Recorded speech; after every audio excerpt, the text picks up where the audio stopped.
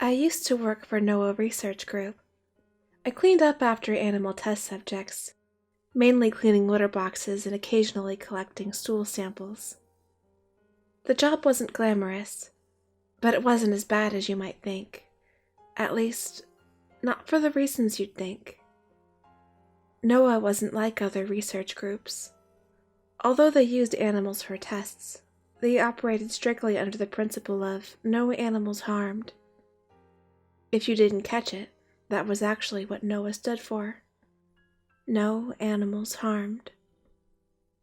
I never met the founder, Dr. Evelyn Rose, but I heard a lot about her from other employees. She was famous and admired, a devout Christian and an advocate for animal rights. Dr. Rose had qualities people didn't expect in a scientist. Faith and science tended to be concepts at odds with one another, but her animal activism seemed even more out of place. It made even more sense when you heard the origin story. The name NOAA wasn't just an acronym, it was also a nod to a question Dr. Rose was famous for asking. If Noah had 2 of every animal on the ark, why didn't the predators eat the prey? The non-religious scoffed at the question, but Dr. Rose felt that the story of Noah's Ark was proof that everyone, animals included, should be vegan. Science could make her vision of a vegan world possible while still enabling carnivores to coexist in the new world. Noah's first project was to produce and test the first nutritionally complete, 100% safe vegan cat food.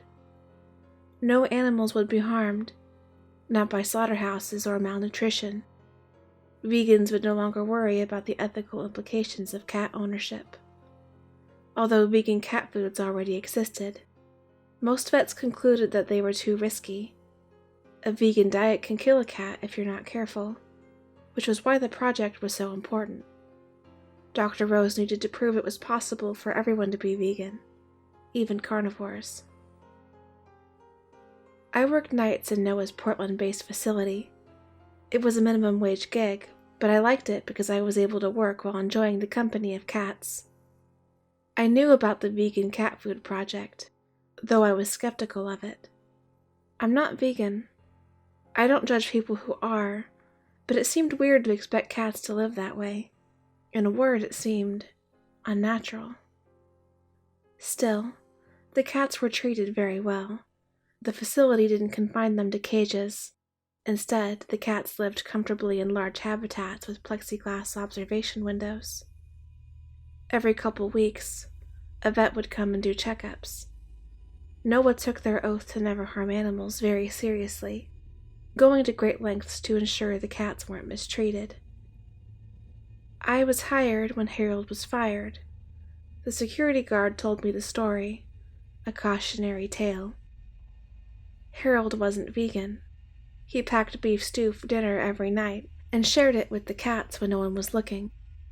As a result, the research was compromised and had to be started over from scratch. NOAA fired him and enacted a no outside food policy. The vending machines were stocked with vegan options only, mixed nuts, fruit, and vegetable sticks. I ate before my shift. I usually felt compelled to eat the meatiest thing I could find, as if the mere thought of being vegan made me crave meat and cheese. All hell broke loose the night I broke the no outside food rule. I was running late for work, so I went to a drive-thru. I didn't think about it when I ordered a triple cheeseburger, extra cheese, extra bacon. I shoved the greasy bag into my work duffel and forgot about it. When I got to work, security waved me through without checking. My nights there had long become routine. Once I reached the first habitat, the cats crowded the door. The clouders seemed smaller than usual, which was weird but not alarming. There were plenty of comfortable, secluded napping spots for the cats to laze about, though they were usually excited to see me. My arrival meant freshly cleaned litter boxes and playtime. I dropped my bag by the door and got to work. As you can imagine, it was a lot of cat poop. Once I was done, I noticed the cats were still crowding the door. They were investigating my bag, sharpening their claws on the denim and even chewing on it. Sophie, a fluffy white cat, tried to drag it off with her.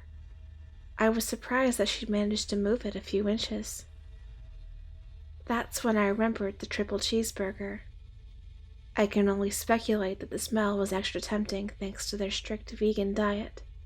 Sorry, kitties, that's against the rules. I reached for my bag guiltily. When I tried to pick it up, Sophie started to growl and wouldn't let go. Instead, she dug in deeper, her whole body rumbling with warning. I'd never seen that kind of aggression before, so I backed off. I didn't want to lose my job, so I attempted to coax the cats away from the bag with the laser pointer. No dice. They completely ignored it.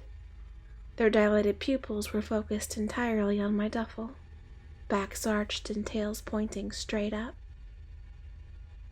Tentatively, I reached for the bag again. This time, there was no warning. Sophie pounced, teeth and claws biting, sinking into my forearm. I screamed in pain and flung my arm out, flailing wildly until she let go. Undeterred, she came right back, tearing at my stomach, yanking and shaking her head side to side. I was terrified she'd rip me open. I stumbled towards the door as more sets of teeth and claws found their mark. I lost count as they attacked, feral shrieks mixing with my screams. I'd been bitten and scratched by cats before, but not like this. Cats don't normally attack humans with the intent to kill, but the Noah cats were an exception. Security came running, only to stare in horror. They did not enter the enclosure. I stopped, dropped, and rolled, as if I were on fire instead of covered in vicious, spitting cats. The tactic worked. They scattered to avoid being crushed. I didn't give them a chance to move back in, running towards the door as the guards snapped out of their shock, flinging the door open and quickly slamming it behind me. A few of the more tenacious cats threw themselves bodily into the door, beating themselves against it several times before giving up. I was a bloody mess, my skin reduced to ribbons, but the pain didn't catch up right away. I stared through the plexiglass window, watching in horror when the cats descended on my duffel, pulling it apart. They found the burger and chewed straight through the paper, knocking one another aside in competition for it. They divided their kill, jealously guarding bits of burger or strips of bacon that quickly disappeared in their frenzy. Once the burger was gone, they licked the blood off the floor with eager, lapping tongues. The collective purr I heard was chilling. An ambulance was called, and I spent a night in the hospital. I wasn't surprised when I was fired the following morning. Fortunately, the severance pay was more like a settlement. On paper, Noah blamed me for the incident. They said I provoked the attack and that I'd violated company policy.